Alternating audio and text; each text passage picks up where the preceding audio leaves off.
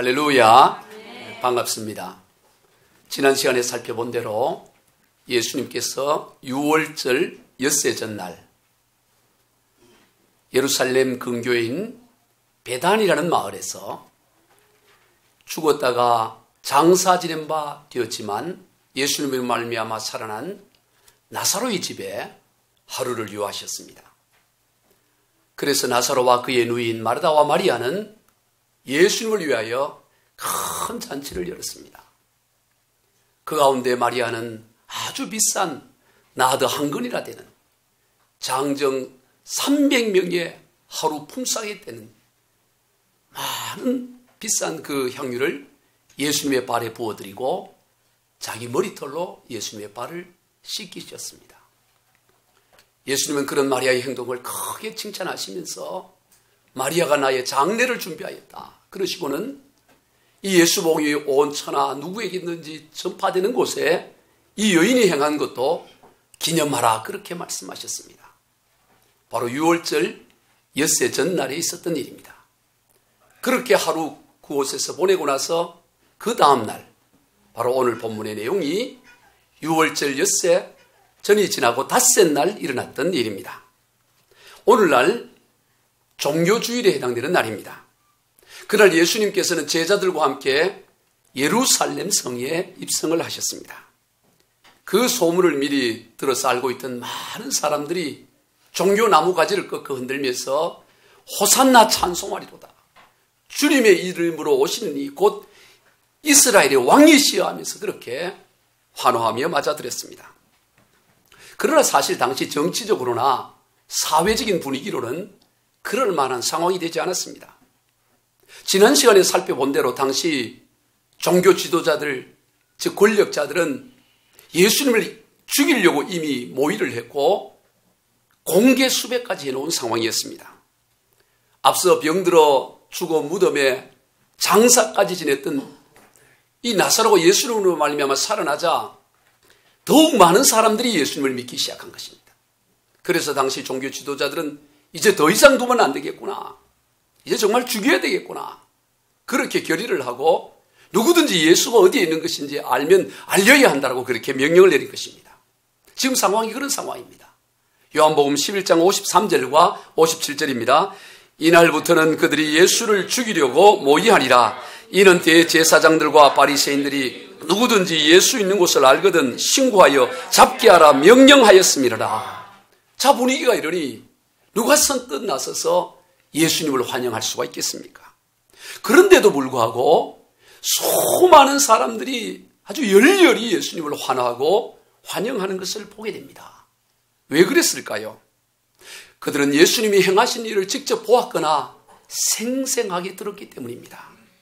특히 나사로가 죽어 무덤에 장사까지 지냈는데 그가 살아난 것은 그들에게서 너무나 큰 충격이었습니다. 오늘 보면 17절 이하입니다. 시작. 나사로를 무덤에 불러내어 죽은 자 가운데서 살리실 때 함께 있던 무리가 증언한지라. 이에 무리가 예수를 맞으면 이 표적 행하심을 들었습니다.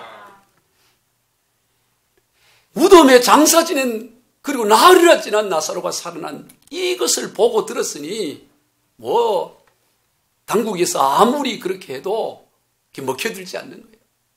예수님을 환호하고 맞이하는 것입니다. 지난 시간에 나사로의 집에서 큰 잔치가 열렸을 때도 그들은 예수님도 보고 또 나사로도 보기 위해서 모였다고 말합니다. 요한복음 12장 9절입니다. 시작. 유대인의 큰 무리가 예수께서 여기 계신 줄 알고 오니 이는 예수만 보기 위함이 아니요 죽은 자 가운데서 살리신 나사로도 보려 함이라. 예수님도 보고 나사로도 보고 싶은 거예요. 저러라고도 그렇다면 보러 갔을 것 같아요. 그러지 않겠습니까? 장사 지내서 나흘간이나 무덤에 있던 사람이 살아서 잔치를 연다 그러면 초청을 받지 않아도 가지 않겠어요? 예수님도 보고 나사로도 보라고 그렇게 몰려든 것입니다. 그러니까 당시 대제사장들을 비롯한 종교 지도자들은 이제 예수만 죽여서는 안 되겠구나. 나사로까지 죽여야 되겠다. 그런 모의를 하는 것입니다. 요한복음 12장 10절 11절 시작. 대제사장들이 나사로까지 죽이려고 모의하니 나사로 때문에 많은 유대인이 가서 예수를 믿음이라. 지금 상황이 이런 상황이에요. 그러므로 공개적으로 예수님을 환호하고 환영한다는 것이 결코 쉽지가 않습니다. 그런데도 불구하고 수많은 사람들이 열렬히 예수님을 환호하고 환영하는 것을 보게 됩니다. 그만큼 절박했기 때문인 것입니다. 그만큼 그들의 삶이 너무나 힘들었기 때문입니다. 좀 메시아가 나타나서 자신들의 이런 절박하고 이 힘든 인생을 좀 끝내주었으면, 좀 구원해 주었으면 하는 이 절박함이 너무나 컸기 때문에 그런 분위기 속에서도 거기에 아랑곳하지 않고 열렬히 주님을 환호하는 것을 보게 되는 것입니다. 성도 여러분, 여러분에게는 지금 이러한 절박함이 있습니까? 물론 이렇게 외치는 사람들이 얼마 뒤에 며칠이 지나서 예수님을 십자가에 못 박으라고 외치는 폭도로 바뀌어집니다. 그러나 오늘 본문에서 이들의 모습은 당시 진심이었다는 사실을 우리가 인정해 주어야 합니다. 정말로 예수님을 메시아로 여기며 환영을 하고 있는 것입니다. 이들 가운데 며칠이 지나면 대다수가 예수님을 십자가에 못 박으러 외친다고 해서 그렇게 변하는 것을 우리가 안다고 해서 그들을 쉽게 비난해서는 안 된다는 것입니다.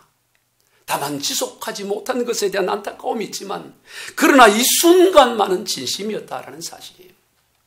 성도 여러분, 여러분의 인생에는 이러한 순간이 한 번이라도 있었습니까? 여러분의 인생에는 주변이 다 이렇게 부담스러워하고 그런 상황 가운데 있을지라도 그 절박한 심정 때문에 호산나 하면서 주님을 외친 적이, 그런 적이 여러분의 인생 가운데 얼마나 있었습니까?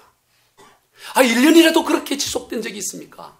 아니면 한 달이라도, 아니 일주일이라도, 아니 하루라도, 아니 단 한순간이라도 그렇게 주님을 열렬히 환호한 적이 있느냐 하는 것입니다. 예수님을 그저 보험 들듯이 그렇게 믿고 있지는 않습니까? 안 믿으면 뭔가 불안한 것 같고 찝찝해서 주일날 예배 안 드리면 뭔가 사고 날 것 같고 찝찝해서 그래서 주님 앞에 나오고 예배 드리고 있는, 마치 보험 들듯이 그렇게 믿고 있지는 않습니까? 그저 분위기에 맞추어 적당히 믿고 있지는 않느냐 하는 것입니다. 오늘 본문의 이들의 모습은 그렇지 않았습니다. 같은 내용인 마태복음 21장 8절입니다. 시작. 무리의 대다수는 그들의 겉옷을 길에 펴고 다른 이들은 나뭇가지를 베어 길에 펴고, 무리의 대다수가 그들의 겉옷을 길에 피웠습니다. 여러분, 이게 쉽지 않은 일이에요. 여러분, 오늘날 또 옷이 흔한 시대에도 지금 여러분의 옷을 길에 피워가지고 차가 지나도록 그렇게 깐다는 것이 그게 쉽겠어요? 그런데 당시는 옷이 아주 귀한 시대였습니다. 그런 시대에 주님을 사모하는 마음 때문에, 좀 메시아가 나타나서 내 이 절박함을 좀 구원해 줬으면 하는 그 절박함 때문에 귀하디한 겉옷을 깔고 주님이 타는 짐승이 거기를 지나가도록 하는 거예요. 당시 율법으로 아예 겉옷은 저당이 잡혔다 할지라도 밤이 되기 전에 돌려주도록 신명기에서 율법으로 규정되어 있을 정도였습니다. 그만큼 옷이 귀했어요. 바로 그 겉옷은 그들 자신이었던 것을 보게 되는 것입니다. 여러분, 이것이 예배자의 모습입니다. 예배를 뜻하는 헬라어 프로스퀴네오라는 이 단어와 히브리어 사카라는 이 본래의 단어는 엎드려 절하다, 굽혀 엎드리다 이런 얘기예요. 예배가 다른 게 아닙니다. 완전히 땅바닥에 엎드리는 거예요. 이 겉옷과 같은 인생, 완전히 바닥에 눕는 거예요. 바로 예배자의 참 모습을 보여주고 있는 것입니다. 그리고 이들은 예수님을 향해 호산나 찬송하리로다, 주의 이름으로 오는 이 곧 이스라엘의 왕이시여라고 그렇게 외쳤습니다. 성경에 나오는 많은 고백들이 있지만 예수님이 누구신지를 가장 명확하고 확실하게 고백한 것이 바로 이들의 고백이에요.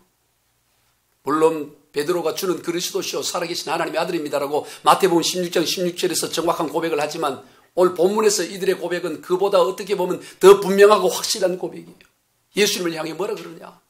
호산나, 호산나라고 하는 호산나. 여러분, 호산나라는 이 의미는 뭐냐면 지금 구해 주세요. 지금 구원해 주십시오. 이제 구원해 주십시오. 영어로 save us now. 발음은 신경 쓰지 말아요. 지금 우리를 좀 구해달라. 호산나. 그러면서 찬송하리로다 그럽니다. 찬송은 하나님만이 받는 거 아니에요? 예수님을 향해 지금 우리를 좀 구원해 주세요. 찬송 받으실리이다니. 그리고 예수님을 향해 주의 이름으로 오시는 이라고 말합니다. 여기에서 주는 예수님을 말하는 것이 아니고 여호와 하나님 아버지를 말하는 거예요. 신약에서 여호와라는 단어는 쓰지 않습니다. 다 주라고 번역해요. 시편 118편 25절로 26절에 그대로의 믿음의 고백이에요. 우리 같이 읽어봅니다. 시작. 여호와여 구하옵나니 이제 구원하소서. 여호와여 우리가 구하옵나니 이제 형통하게 하소서. 여호와의 이름으로 오는 자가 복이 있으며. 바로 이 시편 118편 25절 이것을 이들이 지금 고백하는 거예요. 이제 구원하소서. 여호와여 구하옵나니 이제 구원하소서. 이 고백을 하는 거예요. 이제 구원하소서. 지금 구원하소서. 이게 호산나라는 거예요. 여호와의 이름으로 오는 자, 주의 이름으로 오는 자. 예수님을 그렇게 고백하고 있는 것입니다. 주님은 하나님이라는 것입니다. 메시아 하나님이십니다. 그리고 이스라엘의 왕이시여라고 했습니다. 여러분 이스라엘의 왕이 누구십니까? 이스라엘의 참된 왕이 누구입니까? 이사야 43장 15절과 44장 6절입니다. 시작. 나는 여호와 너희의 거룩한 이요 이스라엘의 창조자요 너희의 왕이니라. 이스라엘의 왕인 여호와 이스라엘의 구원자인 만군의 여호와가 이같이 말하노라.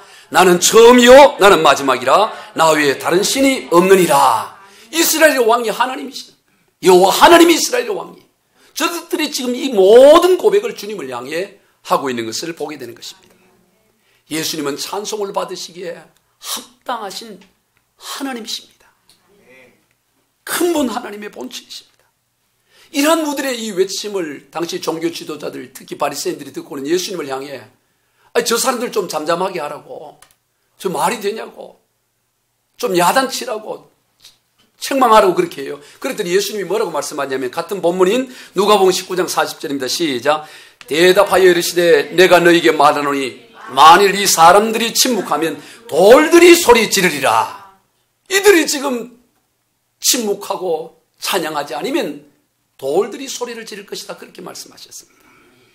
여러분 지금 이 시대를 보면 돌들이 소리를 질러야 할 시대인 것 같아요. 다들 보면 너무나 잠잠해 있어요. 침묵해 있어요. 지금 돌들이 이제 우리가 좀 소리 지를 준비를 해야 되겠구나. 돌들이 지금 들썩거려야 될 그런 시대를 우리가 살아가는 것을 보게 됩니다. 침묵하는 그리스도인들, 잠잠한 그리스도인들이 얼마나 많은지 몇 사람이 아니라 거의 대부분이 그런 것 같아요. 참으로 안타깝지 않을 수 없습니다. 흔히들 나는 삶으로 전한다 그런 얘기를 해요. 얼핏 들어보면 좋은 말인 같지만 아주 교만한 말이에요. 여러분 죄인인 우리들이 얼마나 잘 살아야 우리의 삶을 보고 아이고 내가 예수님을 믿고 하나님을 믿어야지 그런 일이 평생에 몇 번 일어날 수 있겠습니까? 물론 삶으로 증거해야지요. 그러나 우리가 입을 열어 증거해야 될 줄로 믿습니다. 우리가 소리쳐 증거해야 되고요. 우리가 하나님을 찬송하고 때를 어떤지 못든지 예수가 그리스도시라고 상사가 협박을 하고 주변이 뭐라고 하더라도 분위기가 어떠할지라도 주는 그리스도시라고 우리가 외쳐야 되지 않겠습니까? 우리가 호산나 외쳐야 되지 않겠습니까? 다음으로 오늘 본문에서 나귀를 타고 입성하신 예수님에 대해 잠시 살펴보고자 합니다. 예수님께서는 어린 나귀를 타시고 예루살렘 성에 입성하셨습니다. 지금 분위기는 너무나 어울리지가 않아요. 황금 마차를 타도 부족하고 아니 적어도 100만 원 타야 되지 않겠어요? 100마가 없으면 그래도 황색 말이라도 타고 그래야 좀 뭔가 이 분위기랑 세팅이 맞잖아요. 정 그 말이 없으면 나귀를 타야 한다면 좀 큰 말을 타고 그래 가시면 좋잖아요. 근데 새끼 나귀, 어린 나귀를 타고 예수님이 예루살렘 성에 입성을 해요. 그럴 때 예수님의 제자들도 그걸 몰랐어요. 왜 예수님이 저런 행동을 하시는지 예수님의 제자들조차도 몰랐다고 말합니다. 아무도 몰랐어요.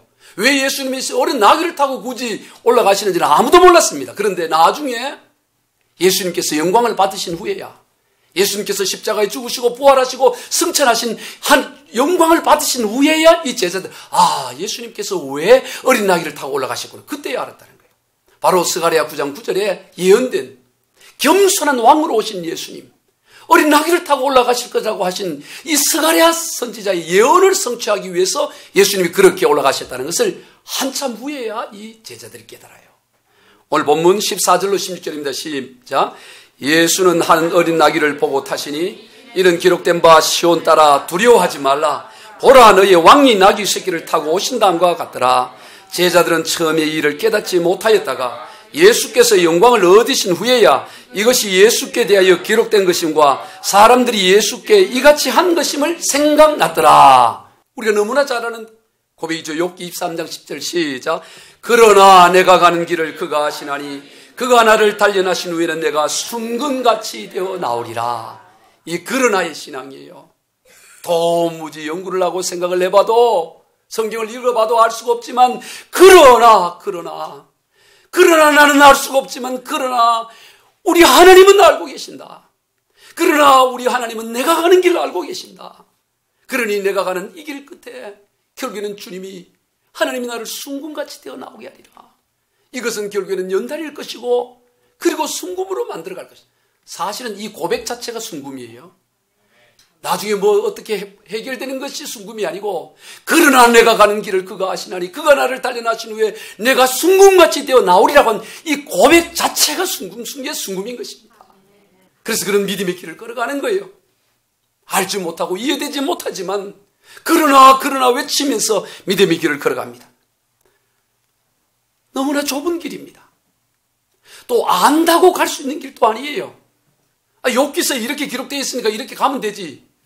충분히 할 수 있지만 막상 내가 그 상황이 여러분 자신이 그 상황이 되면 안다고 해도 그 길을 가기가 쉽지가 않습니다. 그래서 많은 이들이 그 길에서 돌아서서 넓은 길을 찾아가는 것입니다. 그러면 누가 이 길을 갈 수 있겠습니까? 예수님을 인격적으로 경험한 사람만이 갈 수가 있습니다. 그저 지식적으로 아는 정도가 아니라 예수님을 인격적으로 만난 사람만이 이 좁은 길을 걸어갈 수가 있어요. 도무지 이해가 되지 않고 깨달아지지 않지만 예수님을 정말로 인격적으로 만나게 되면 넉넉히 그 길을 갈 수가 있어요. 그러면 어떻게 예수님을 인격적으로 만날 수 있느냐 하는 것입니다. 이게 중요해요. 예수님을 어떻게 인격적으로 만날까? 사도행전 12장에 보면 베드로가 감옥 안에서 깊은 단잠을 자요. 하나님의 천사가 큰 광채 가운데 나타나서 베드로의 옆구리를 쳐야 겨우 깨어날 정도였어요.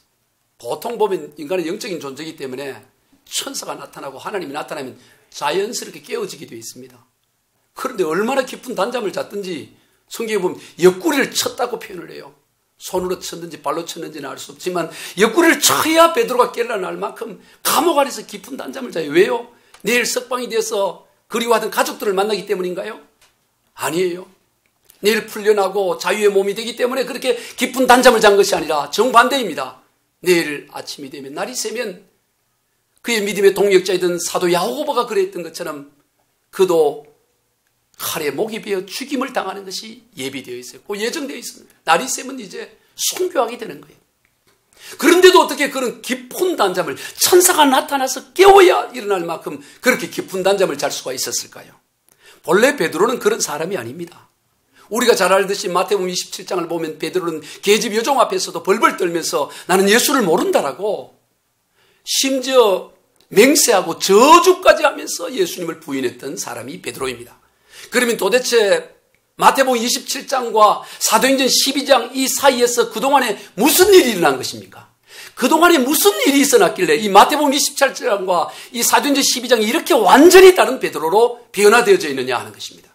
그것은 바로 사도행전 2장에서 성령의 임재하심과 성령의 충만하심의 역사가 일어났던 것입니다.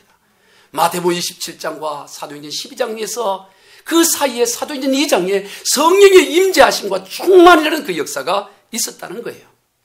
여러분, 우리가 어떻게 예수님을 인격적으로 만날 수 있을까요? 성령의 임재하심과 충만하심을 통해서만 우리는 예수님을 인격적으로 만날 수가 있어요. 예수님의 속까지 들어가려면 어디까지 해야 되냐? 성령을 통해서만 예수님의 속까지 들어갈 수 있는 거예요. 예수님을 인격적으로 안다는 것은 예수님의 깊은 속까지 들어가는 거예요. 사건 보고 깊이 속 들어가는 것이 아닙니다. 예수의 영이신 성령이 아니고는 누구도 예수를 인격적으로 만날 수가 없는 것입니다. 베드로가 바로 예수님을 인격적으로 만났던 거예요. 그러니까 죽음 앞에서도 깊은 단잠을 자는 거예요. 여러분, 이게 가장 위대한 능력입니다. 베드로가 수많은 사도행전 3장에서 나면서 한 번도 걸어본 적이 없는 40여 세 된 그 안전뱅이를 이렇게 세운 것도 놀라운 기적이고, 또 베드로가 지나가면 그 병자들이 베드로의 그 그림자만 덮여도 살아나는 그 엄청난 역사들이 일어났지만, 그거와 비교할 수 없는 능력 중에 능력은 뭐냐? 죽음 앞에서 단잠을 잘 수 있는 능력이에요. 여러분, 오늘 저와 여러분에게 그런 능력이 있기를 소망합니다. 오직 성령으로만 가능한 것입니다. 우리는 오직 성령으로만 좁은 길을 걸어갈 수가 있어요. 안다고 갈 수 있는 길이 아닙니다. 좁은 길을 걸으며 밤낮 기뻐. 아니, 좁은 길을 걷는데 어떻게 밤낮 기뻐요? 주의 영이 함께함이라. 밤낮 기뻐할 수 있어요. 주의 영이 우리와 함께함을 믿으면 좁은 길이든 뭐 험한 길이든 절벽이든 낭떠러지든 밤낮 기뻐할 수 있는 줄로 믿습니다. 이게 예수의 능력이에요. 오늘 우리가, 저와 여러분이 이런 능력을 회복해야 될 줄로 믿습니다. 끝으로 오늘 본문 19절 말씀을 통해 하나님의 은혜를 더 살펴보고자 합니다. 19절입니다. 시작. 바리새인들이 서로 말하되 볼지어다 너희 하는 일이 쓸데없다. 보라, 온 세상이 그를 따르는도다 하니라. 당시 종교 지도자들은 예수님께서 예루살렘에 입성할 때 수많은 사람들이 예수님을 환호하며 따르는 것을 보고, 아이고, 예수 죽이려고 우리가 애를 썼는데 이제 안 됐구나. 다 틀려먹었다. 저들끼리 그런 얘기를 하는 거예요. 다 쓸데없이 되었다. 그런 얘기를 합니다. 물론 며칠 뒤에 다시 또 모의를 해서 결국 예수님의 십자가에 예수님을 죽이기는 하지만, 그러나 그들이 고백한 대로 그것은 사실 다 쓸데없이 되는 일이에요. 오히려 예수님의 십자가의 죽음을 통해서 더 놀라운 하나님의 역사가 났고 온 인류의 구원에 이르는 더 확실하고 분명한 길이 열렸던 것을 보게 됩니다. 여러분, 이것을 알아야 돼요. 예수 복음을 거부하고 이것은 다 쓸데없는 일인 것입니다. 세상이 아무리 우리 예수 복음을 막고 누르고 짓눌린다 하고 죽인다 해도 이 복음을 가로막을 수가 없어요. 다 쓸데없는 일에 지나지 않은 것입니다. 우리가 인류 역사를 통해 지난 2000년의 기독교 역사가 아주 선명하게 그것을 보여주고 있어요. 당시 로마 대제국에 비하면 저 팔레스타인의 갈릴리는 변방 중에 변방이고, 그저 그냥 한번 밟으면 다 사라져버릴 것 같은, 한 줌도 되지 않은 먼지같은 그런 작은 그곳에서 시작된 예수 복음, 그까지 그거 뭐 힘이 있겠나 싶은데, 그게 결국 어떻게 됩니까? 그 엄청난 대박해가 일어났지만 결국에는 한 300여 년 지나서 로마가 무릎을 꿇고, 그 복음이, 갈릴리 저 촌동에서 시작된 그 복음이 로마를 정복하고 온 세계를 향해 흐르고 일러서 오늘 여기 방배동까지 온 줄로 믿습니다. 어떤 어려움과 고난도 이 복음을 가로막을 수 없어요. 복음을 가진 저와 여러분을 가로막을 수 있는 세상의 권력과 권세는 아무것도 없다는 것입니다. 그러므로 우리가 나아갈 길은 자명한 것입니다. 고난 가운데서도, 어려움 가운데서도 더욱 예수 깃발을 높이 들어야 하는 것입니다. 장차 세상은 점점 더 예수 믿기가 어려워질 것입니다. 세상은 이리저리 아주 교묘한 방법으로 그리스도인들을 신앙생활을 방해하고 박해할 것입니다. 그러나 여러분, 그런 것이 우리의 신앙을 꺾을 수가 없어요. 그럴 때 더욱더 빛을 발하기만 하면 얼마든지 넉넉하게 믿음으로 승리할 수가 있는 것입니다. 사랑하는 성도 여러분, 예수님 똑바로 믿으시기 바랍니다. 보험 들듯이 그렇게 믿지 말고 예수님 확실하게 똑바로 예수 믿으십시다. 우리 옆 사람에게 알려주세요. 좀 똑바로 믿으십시다. 이렇게 한번 알려주세요. 예, 아멘. 우리 서로 예수 똑바로 믿으시기를 주 예수 그리스도 이름으로 축원드립니다.